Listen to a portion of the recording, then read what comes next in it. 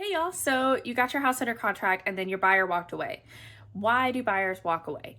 The biggest reason that buyers walk away, I feel like, is because they found another house that they like more. Sorry, it just is what it is. The second reason is because your house was not ready to go on the market. And a lot of times, this is the answer when it gets to the inspection period. They have their home inspection and then they walk away. They found red flags on the home inspection and it was something that they didn't want to negotiate on and that they didn't want to deal with. And who can blame them, right? When there's a lot of repairs that need to be done in today's market, it's really hit or miss as to whether the seller's going to work with you or not. And so a lot of times buyers will just decide that they're going to walk away and that they'll find something else that hopefully doesn't need as many repairs.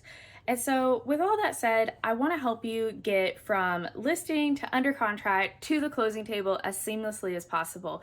And one of the ways that you can do that is by keeping up with your home maintenance and keeping up with certain things in your house. So in the next couple seconds, I'm going to share with you some of the most common things that we see on home inspections and things that you can do and maintain on your own so that hopefully when you get under contract, that buyer stays with you and you can get to the closing table as easily as possible.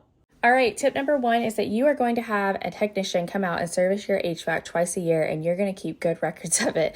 And you also need to change your air filters monthly. The better you take care of your HVAC, the longer it will last, okay? Tip number two, seasonal reminders. If you set a seasonal reminder to do things like refreshing your mulch and your pine straw and cleaning out your gutters, it makes those tasks seem less daunting because you get to break them up a little bit. Tip number three is to play handyman for a day and ask yourself these questions. These are things that are small but come up on home inspections all the time. Tip number four, check on your hot water heater. Is it clean around the connections? Are there any leaks? Chances are if you have an older hot water heater, there might be a little rust around the connections. Just make sure you clean that up.